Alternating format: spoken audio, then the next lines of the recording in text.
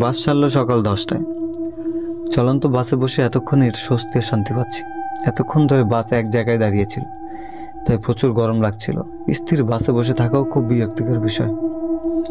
এখন বাস ছাড়ার পর বাসের জানালা খুলে দিলাম। বাতাস আসছে জানালা দিয়ে, সেই বাতাস দিয়ে নিজের শরীর ঠান্ডা করতে লাগলাম। আমি এসএসসি পরীক্ষা দিয়েছি, 1 সপ্তাহ আগে পরীক্ষা শেষ হয়েছে। বন্ধু রফিক কয়েকদিন আগে বলল, এবার চল আল্লাহর রাস্তায় বেরিয়ে পড়া যাক। আমি বললাম, বাড়ি থেকেই আমল করলেও তো চলবে, তাহলে অযথা তো দূরে গিয়ে আমল করার কি দরকার। তবুও বন্ধু যুক্তি, উপকার ইত্যাদি সব বলতে লাগলো আমায়। আর বললো আলসেমি ছেড়ে রওনা হতে। তাই ভাবলাম ছুটির সময়টাতে আল্লাহর কাজে ব্যয় করব। তাই চিল্লা দেওয়ার জন্য রওনা হয়েছি। আমার এবং আমার আশেপাশে কয়েক গ্রামের চেনা অচেনা কয়েকজন সঙ্গী আছেন আমাদের সঙ্গে। বেশ কয়েকজন ছেলেও আছে যারা আমার সমবয়সী। আমাদের মসজিদের হুজুর সাহেবও আমাদের সাথে রওনা দিয়েছেন। প্রত্যেকেই পাঞ্জাবি আর পায়জামা পরে আছে। তবে প্রচণ্ড গরমে অনেকেই ঘেমে গিয়েছে। আমিও ঘেমে ভিজে গিয়েছি। আসলে সিদ্ধান্ত হয়েছিল ফজরের নামাজের পর নাস্তা খেয়েই সবাই রওনা দেব 8টার দিকে, কিন্তু বাঙালি মানুষেরা সময়ের দিকে খেয়াল রাখে না, ফলে দেরি হয়ে গেল। দীর্ঘ সফর শেষে আমাদের প্রথম মসজিদটাতে আসলাম। মসজিদটা সম্পূর্ণ জঙ্গলে ঘেরা। আশেপাশে 10-12টা বাড়ির বেশি কোনো বাড়ি নেই। আশেপাশে অন্যান্য গ্রামও আরও দূরে। চারদিকে সবুজে ঘেরা এই গ্রামটা। প্রচুর বাতাসও আছে। মসজিদের আশেপাশে বাঁশবাগান। যতই নির্জন হোক না কেন, মসজিদটা অনেক সুন্দর। মসজিদে আমাদের জিনিসপত্র রাখলাম। সেদিন থেকে শুরু হলো আল্লাহর পথে কাজ করা আর দিন রাত্রে আমল করা। এরই মাঝে বেশ কয়েকজনের সাথে পরিচিত হয়েও গিয়েছি। সবাই খুব মিশুক। তবে একটি ছেলে আমার সমবয়সী, লক্ষ্য করলাম খুব গম্ভীর ও খুব কম কথা বলে, কারোর সাথে তেমন একটা মিশেও না। 1 সপ্তাহ চলে গেল। আমরা নির্দিষ্ট সময় পর পর মসজিদ বদলাতে লাগলাম। একের পর এক মসজিদ বদলাচ্ছি, কিন্তু আলতাফের আচরণ বদলায়নি। 1 সপ্তাহ যাওয়ার পর যখন ছেলেটার সাথে ভাব করা হলো না, তখন একদিন কথা বলার নিমিত্তে ছেলেটার কাছে গেলাম। আমি জিজ্ঞাসা করলাম, তোমার নাম কি? ছেলেটা উত্তর দিল, আলতাফ। শুধুমাত্র তার নিজের নামটাই বলল, আমার নামটাও জানতে চাইল না। ওর কথা বলার ধরনে মনে হচ্ছে ও কথা বলতে চাচ্ছে না, কিন্তু আমি মনে মনে সংকল্প করেই নিয়েছি তার সাথে কথা বলবো। তাই কথা বলতে লাগলাম। আমি জিজ্ঞাসা করলাম, আমার নাম জিজ্ঞাসা করবে না? তখন সে আমাকে জিজ্ঞেস করলো, তোমার নাম কি? আমি তখন উত্তর দিলাম, আমার নাম রাহিন। তখন সে বলল, ও। কিছুটা অবাক এবং হতাশ হলাম, কারণ গত 1 সপ্তাহ সবাই সবার নাম পরিচয় সব জেনে গেছে, কিন্তু আলতাফ এতটাই উদাসীন যে আমার নামটি পর্যন্ত জানার প্রয়োজন মনে করেনি। এ ছেলে মনে হয় বেশি কথা বলার ছিল না। তবুও ওই দিন কিছুক্ষণ কথা বললাম, তারপর চলে আসলাম, কারণ আমি যা জিজ্ঞাসা করি শুধু সেই প্রশ্নটারই উত্তর দেয় সে। এর বাইরে একটাও কথা বলে না। ধীরে ধীরে আমার প্রশ্নের সম্ভার শেষ হয়ে গেল, যার জন্য প্রস্থান করলাম।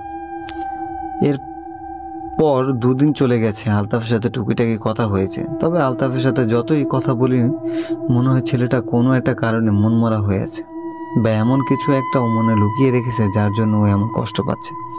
তাই সময় মতো ওকে একদিন জিজ্ঞাসা করলাম, আলতাফ, তুমি এমন চুপচাপ থাকো কেন? তুমি কি কোনো ছোটোবেলা থেকেই এমন? আলতাফ তখন উত্তর দিল, ছোটোবেলা থেকে আমি এমন না, আর আমার সাথে কিছু ঘটনা ঘটেছে যার জন্য আমি চুপচাপ হয়ে গেছি। আমি ভাবলাম হয়তো পারিবারিক কোনো ঝামেলা হয়েছে, যার জন্য এমন গম্ভীর হয়ে গেছে ও। জানার প্রচুর কৌতূহল হলো আমার। কৌতূহল দমন না করতে পেরে জিজ্ঞাসা করলাম, আলতাফ, তোমার সাথে কি হয়েছিল, বলা যাবে কি? সে একটু সময় আমার দিকে চুপ করে তাকিয়ে রইল। তার চোখের নিচে কালি পড়েছে।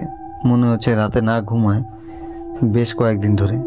আমি ওকে দেখে বারবার ওর মাঝে কিছু না কিছু নতুনত্ব খুঁজে পাই। জোরে নিঃশ্বাস নিয়ে আলতাফ আমাকে তার সাথে ঘটে যাওয়া ঘটনাটা বলতে শুরু করলো। আমিও নীরব এবং আগ্রহী শ্রোতার মতো তার সমস্ত ঘটনা শুনতে আরম্ভ করলাম। আলতাফ বলতে চলল, 6 মাস আগে আমার বাবা মা মারা গেছে। ওনারা মারা যাওয়ার কারণ খুঁজে পাইনি, তবে ওনারা মারা যাওয়ার কিছুদিন আগে থেকেই কিছু অদ্ভুত ঘটনা ঘটতো আমাদের ঘরে। যেমন দরজার বাইরে কেউ নাম ধরে ডাকতো, আর আমাদের ঘরের চালে কেউ ঢিল ছুঁড়ত। এইসবের কোনো কারণ খুঁজে পেতাম না।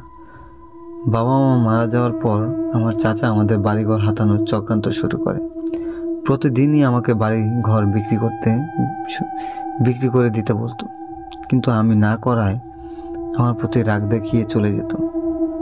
অন্যদিকে প্রতি রাতে টিনের চালে ঢিল পড়া শব্দটাও বেড়ে যেতে লাগলো, আর রাতে ডাকাডাকি করাটাও বেড়ে গেল। একদিন রাতে শুনলাম আমার মা বাবা আমাকে বাইরে থেকে ডাকছেন, দরজা খুলতে বলছেন। আমি ঘুমের ঘরে দরজার কাছে গিয়ে দরজা প্রায় খুলেও ফেলেছি। এমন মুহূর্তে মনে পড়লো আমার মা বাবা বেঁচে নেই, তাহলে কে আমায় রাতে ডাকছে? প্রচণ্ড ভয় গ্রাস করলো আমাকে। আমি আর দরজা খুলিনি সেদিন। আমি মাদ্রাসায় পড়ালেখা করতাম। পরের দিন সকালে মাদ্রাসায় গিয়ে আমার হুজুরকে সম্পূর্ণ ঘটনাটা খুলে বললাম। হুজুর আমার সঙ্গে আমার বাড়িতে আসলেন, বাড়ির চারপাশ দেখলেন এবং ঘরের ভিতর ঢুকেই জোরে বললেন, হুজুর সর্বনাশ, তোমাদের তো কালো জাদু করা হয়েছে। তোমাদের মেরে ফেলাই হলো এই জাদুর উদ্দেশ্য। কয়েকটা জিনও চালান করা হয়েছে, এসব জিন রক্তপান করে। আমি জিজ্ঞাসা করলাম, আমার মা বাবা কি তাহলে এই জাদুর জন্যই মারা গেছে? হুজুর উত্তর দিলে, হ্যাঁ, ওনারা এই কালো জাদুর কারণেই মরেছে। এখন এই জাদুর শেষ লক্ষ্য হচ্ছে তুমি। আমি অনেক ভয় পেয়ে গেলাম। হুজুরকে বললাম, হুজুর এর কোনো প্রতিকার করা যায় না?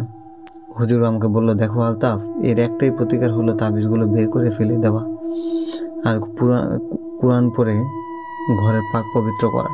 তারপর আমি আর হুজুর অজু করে ঘরের বিভিন্ন জায়গায় খুঁজতে লাগলাম। এক এক করে বের হয়ে আসলো 25টি তাবিজ। তারপর সেই সকল তাবিজ হুজুর নিয়ে নষ্ট করে দিলেন। তারপর একটানা কোরআন মাজিদ পড়তে লাগলাম ঘরে। সেদিন রাতে আর কোনো সমস্যা হয়নি আমার সাথে, কিন্তু পরের দিন রাত হতে আবার সমস্যা শুরু হলো। তবে এবার আর ঢিল পড়তো না, এবার শুধু আমাকে আমার মা বাবা ডাকতো। হুজুরকে এই সমস্যার কথা বললাম। হুজুর আমাকে বলল এইসব ডাকে সাড়া না দিতে আর আল্লাহর রাস্তায় চিল্লা দিতে। তার জন্য চিল্লায় বের হয়েছি। এবারে চিল্লা হলো আমার দ্বিতীয় চিল্লা। এটুকু বলার মাঝে আলতাফের চোখে পানি আর এক অজানা ভয় দেখতে পেলাম। আমারও খুব খারাপ লাগলো আলতাফের জীবন কাহিনী শুনে। ওর কথা বলার মাঝে এমন কিছু একটা আছে যা তার কথার সত্যতা প্রমাণ করে দেয়। এখনও কি সমস্যা হয় কিনা জানার জন্য বললাম, আলতাফ, কাল জাদু কে করেছিল আর সমস্যা কি এখনো হয়? আলতাফ আমাকে উত্তর দিল, আমার চাচা সম্পত্তি হাসিল করার জন্য কালো জাদু করেছিল। আমি তখন বললাম, বললে না তো সমস্যা কি এখনো হয়? আলতাফ বলল, হ্যাঁ, সমস্যা এখনো হয়। প্রতি রাতে শুনতে পাই ওই ডাক, প্রতি রাতেই শুনি। ভয় হয়, কোনোদিন জানি না সম্মতির মতো দরজা খুলে বাইরে চলে যায়। আলতাফের কথা শুনে আমারও মন খারাপ হয়ে গেল আর ভয় পেয়ে গেলাম। আলতাফের প্রতি সমবেদনা মনে জেগে উঠল। সম্পদ হাসিল করার জন্য কালো জাদুর মতো ঘৃণ্য কাজও মানুষ করতে পারে, যা সত্যি ঘৃণা পাওয়ার মতো একটা কাজ। তাকে সান্ত্বনা দিয়ে সেদিন চলে আসলাম। এরপর বেশ কয়েকদিন আলতাফের সাথে কথা হলো। এখন কিছুটা কথা বলে ও আমার সাথে। তো একদিন সকালে ফজরের নামাজ পড়ার জন্য উঠলাম। টয়লেটের ধারে লোকজনের কোলাহল শুনতে পেলাম। কি হয়েছে দেখার জন্য সেখানে গেলাম। গিয়ে দেখি আলতাফ মাটিতে পড়ে আছে, পুরোটা শরীর ফ্যাকাশে, এক ফোঁটা রক্তও নেই। ওর সাথে কি হয়েছে সেটা আর কেউ না জানলেও আমি জানি।